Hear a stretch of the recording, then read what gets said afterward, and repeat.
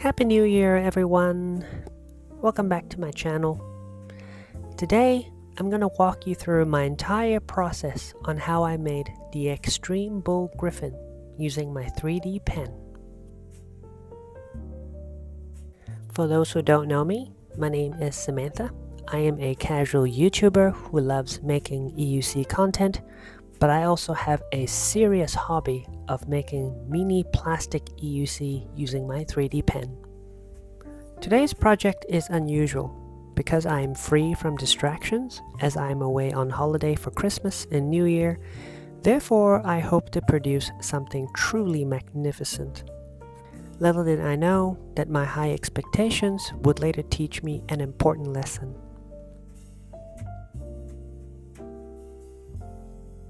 Alright, now that we've got the teaser and introduction out of the way, let me explain what I'm doing here.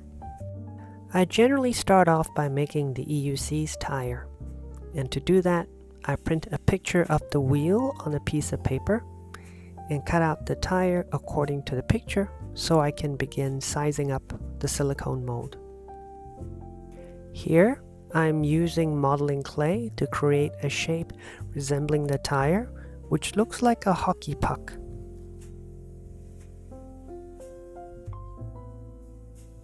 After measuring out the amount of clay I need, I proceed to use a round aluminum cookie cutter to cut out the shape I need.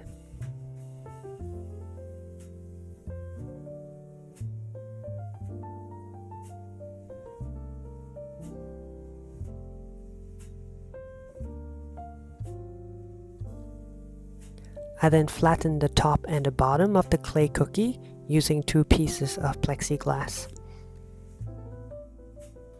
And once I am satisfied with the shape and thickness of the cookie, I then create a silicone mold out of it.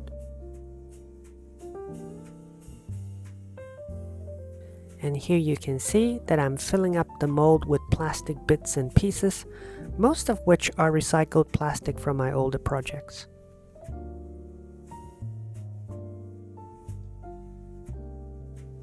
And after baking it in the oven, the plastic melts into this hockey puck shape, ready to be refined.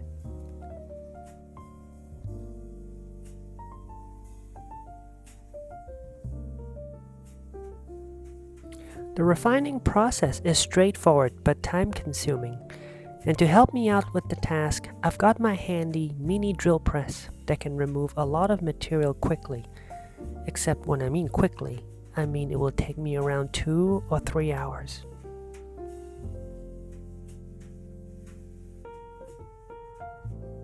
You know, this drill press is going to be heavily featured in the rest of my video, and in all of the future videos that I make. I ought to give it a more endearing name, like Billy, or Big Dog. Oh, I know. I'll call it the Drill Sergeant. The sergeant is mean but fair. He does not discriminate. Doesn't matter if you're plastic, wood, metal, or cotton candy. He'll chew them up all the same. Are you ready to do some work? Yes, drill sergeant. Bullshit! I can't hear you, maggots. Sir, yeah. Oh, I'll stop right there.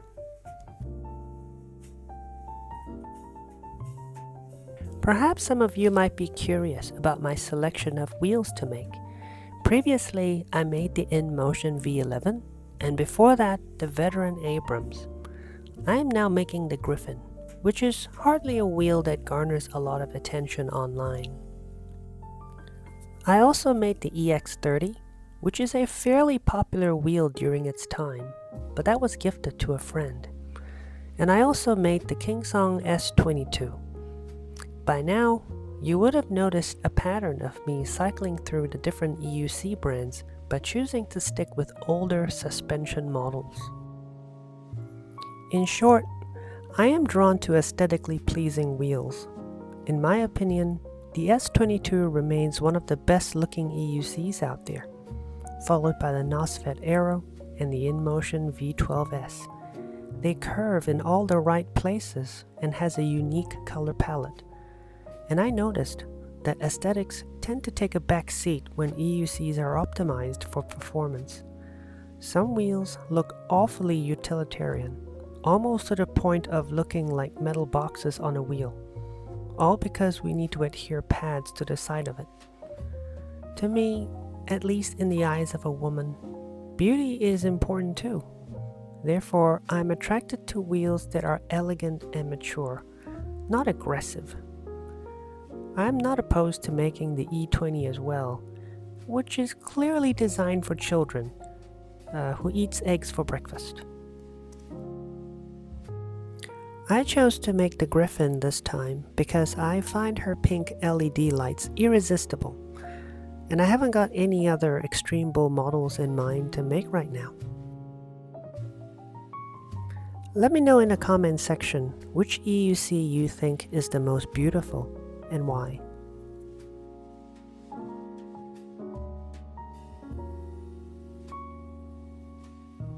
Now that the sergeant is done drilling the tire, I start grinding down its edges to create a round bevel.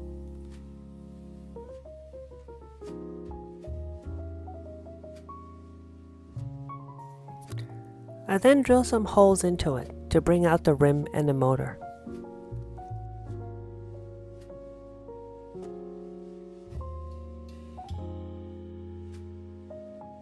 And here I'm adding a coat of paint to cover up the scratch marks.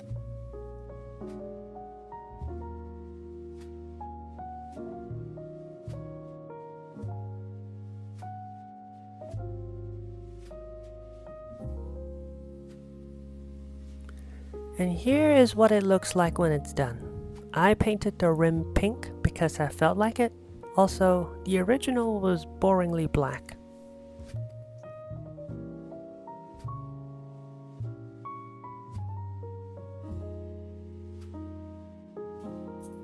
I then turn my attention to the battery boxes by repeating the process.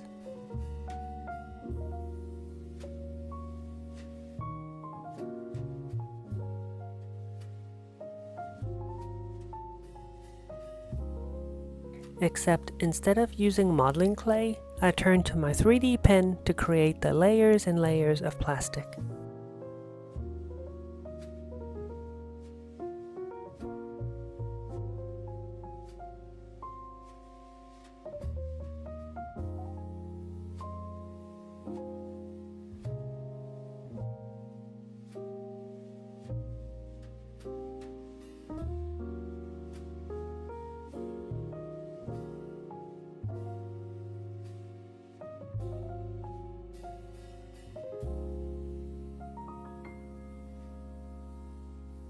I then sandwich the piece between baking paper so it doesn't stick, and run a hot iron through it to smooth out its surface and to remove any air pockets.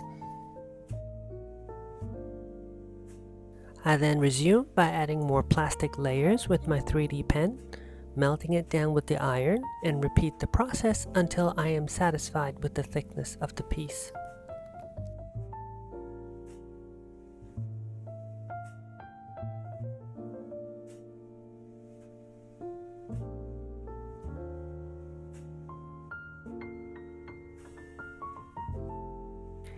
And then I grind down the edges with my Dremel until it resembles the battery box in the picture.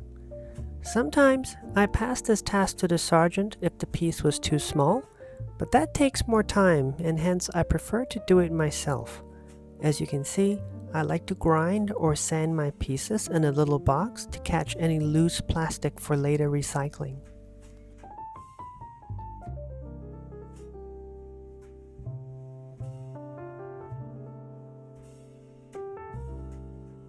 Although I thought I could avoid calling in the sergeant, I needed it to flatten out the top and the bottom of the piece. You see, plastic tends to warp when subjected to heat. In this case, my battery box was bent out of shape when I ran it through the hot iron. This tends to happen when I pile on many layers of plastic to create a thick piece. Therefore, I smooth out the top and bottom by getting the sergeant to remove some material.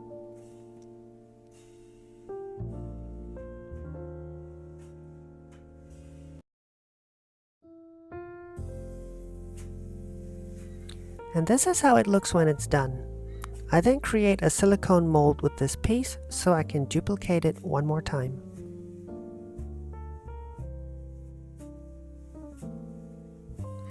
For those of you who are more astute, you might have realized that the battery box was missing its front and back bumpers. Therefore, I'm now printing it out using my 3D pen.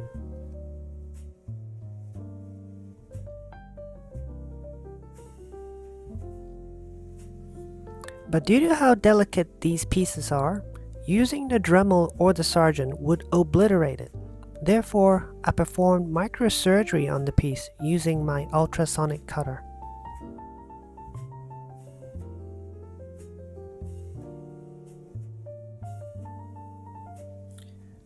This is how the bumpers look like when they're done.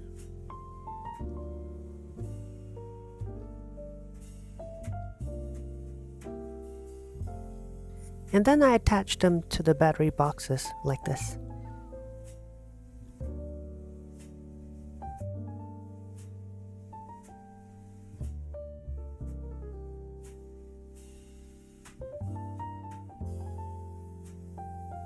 And now I turn my focus to the pedals.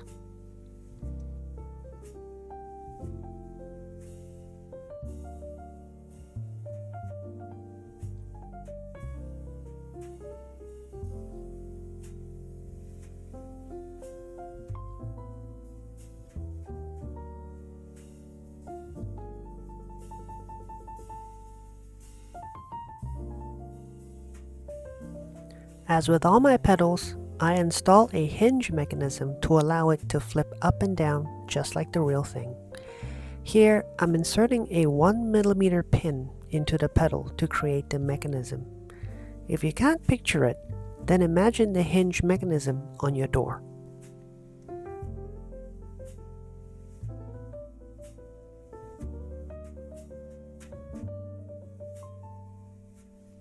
The Griffin's pedals were diabolical to make. They were very intricate and took me many tries and many failures to create a somewhat passable replica. I wasn't very happy with my work, but I have to admit that I have met my match.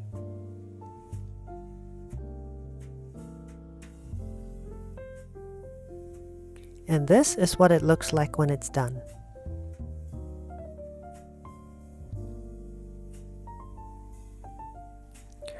I was probably going to abandon the entire project if I had to make another one.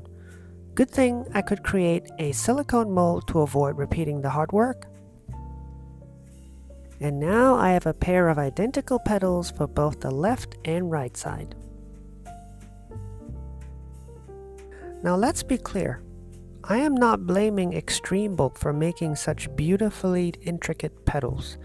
I understand they did that to shave weight. It is my insistence of adhering to such high standards that weighed me down.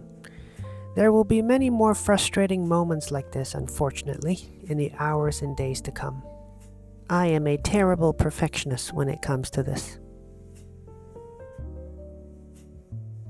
And now I turn my attention to the headlight unit.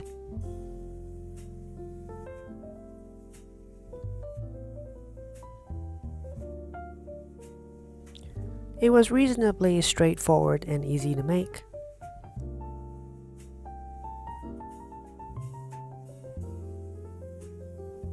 I am now applying a layer of paint to it after the shaping and grinding.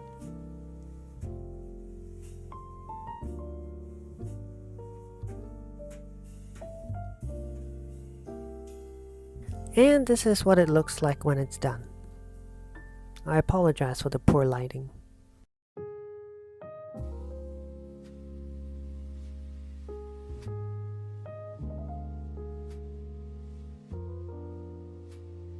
And now I arrive at making the front pads.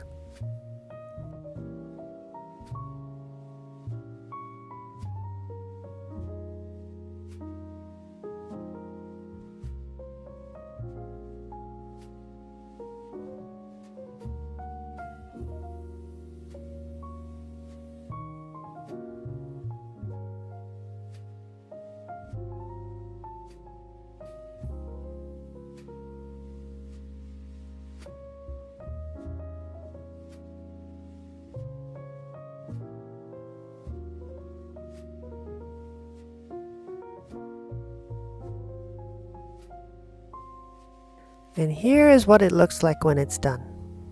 I painted a pink accent to it to make it stand out.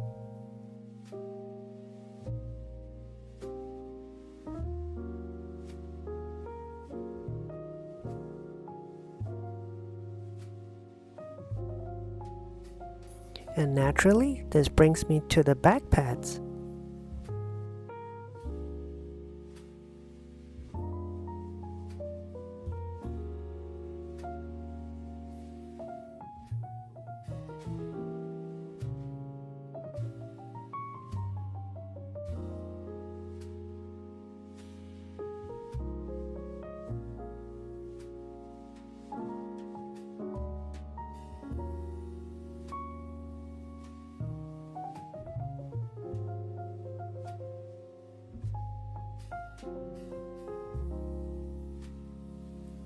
And this is what it looks like when it's done.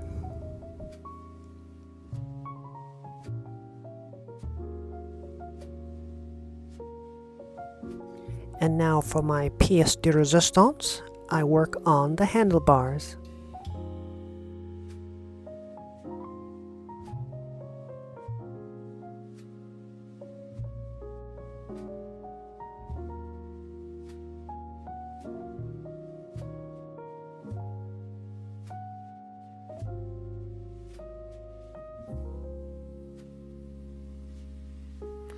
Now, unfortunately, my camera ran out of battery when I was filming myself attaching the pink LED. Hence, I did not capture the process.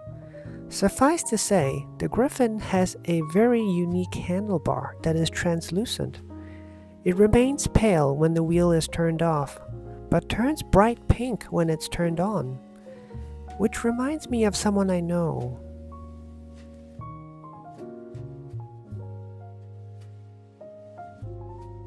And this is the final product when it's done.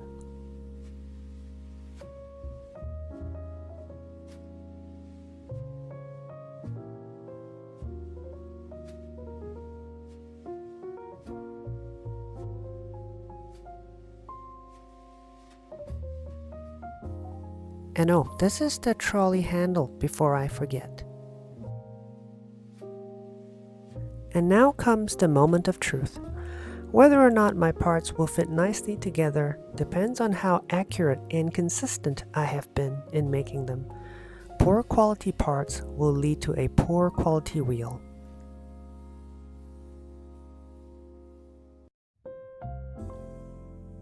I start off by sandwiching the tire between the two battery boxes.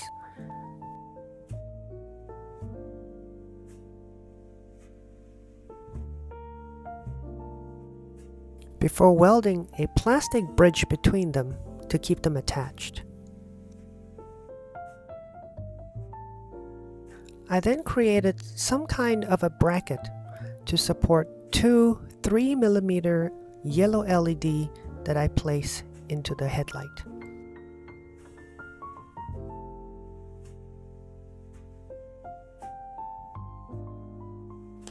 I then positioned the front and back handlebars on top of the wheel, although I ran into some trouble here because my parts didn't fit together properly. This is what I've been afraid of.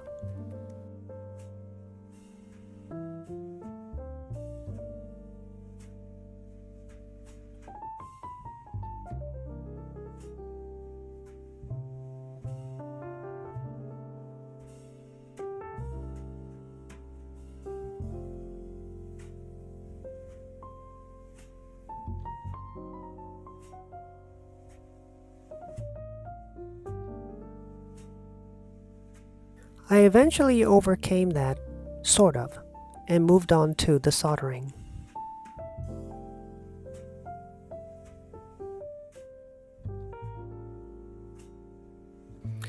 Unlike my previous experience with the V11, I felt much more confident building a working circuit here with the Griffin, because the Griffin was much larger and therefore afforded me more space to cram the LEDs and batteries in it.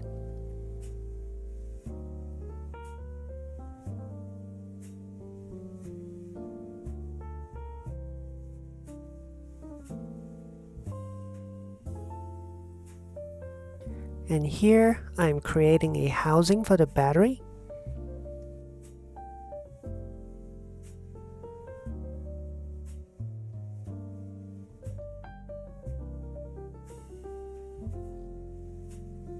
Before connecting the battery to the switch and the LEDs.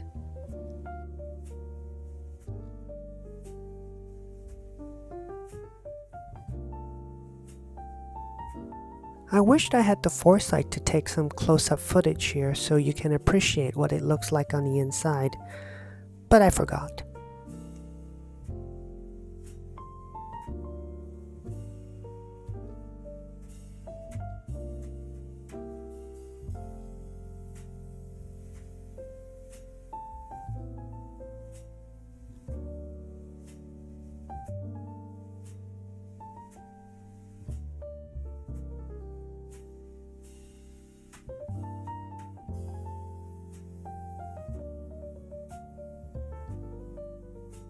And here I'm connecting the last few remaining wires to the battery, and there you go, it works.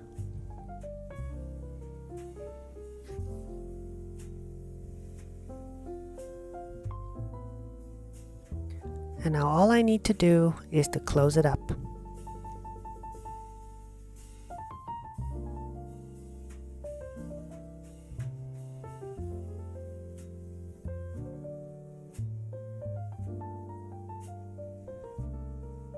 So I'm welding the plastic here to create a permanent seal around the battery and the LEDs. It doesn't have any IP rating, unfortunately, but it can withstand minor trauma.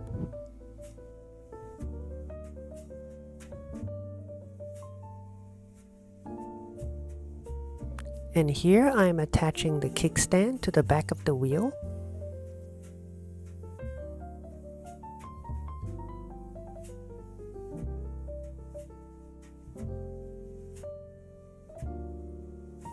And then I realized I have completely forgotten about the back fender and therefore proceeded to create it from scratch. I could have easily left it out, but my perfectionism would not let me rest.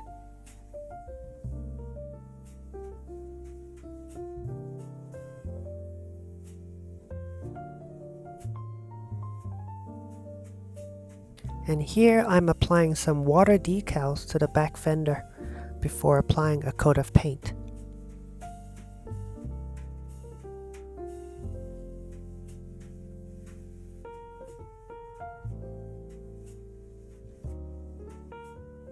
This is what the fender looks like when it's done.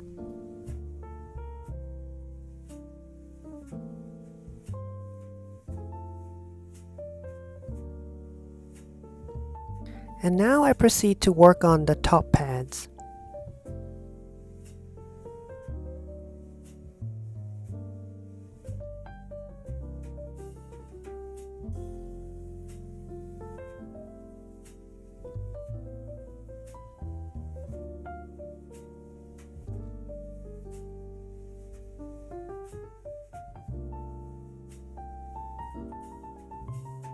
And once that's done, I proceed to attach the pedals to the side of the wheel.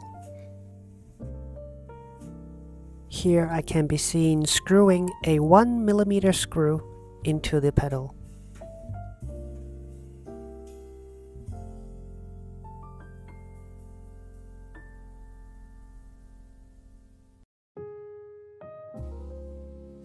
If you want to know what it looks like, well, here it is.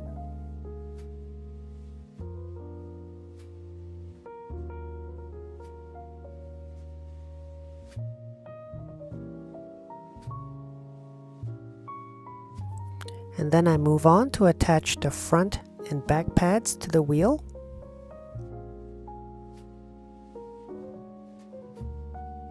And although this looks like a straightforward process, I unfortunately bungled it up, which left me with a misplaced back pad. There was no way to correct my mistake because the glue has set. I can only hope that you won't notice the difference.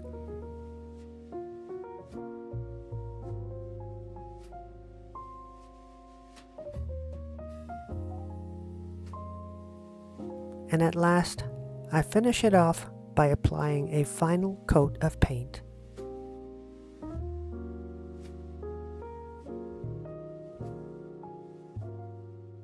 And here is what you've been waiting for.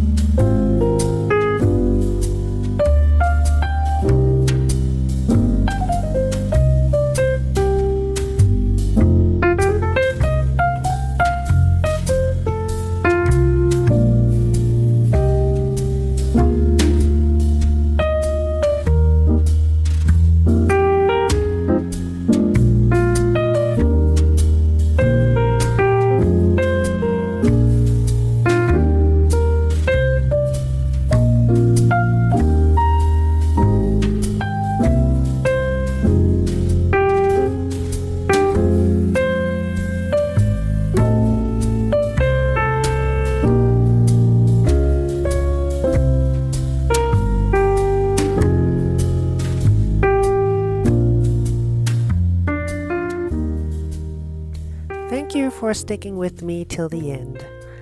I hope you enjoyed the video as much as I enjoyed bringing it to you.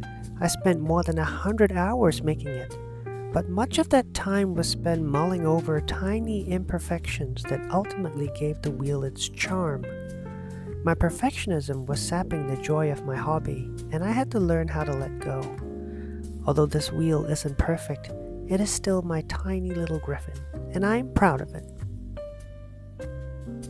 Please leave your thoughts in the comment section, and I will see you again very soon. Bye!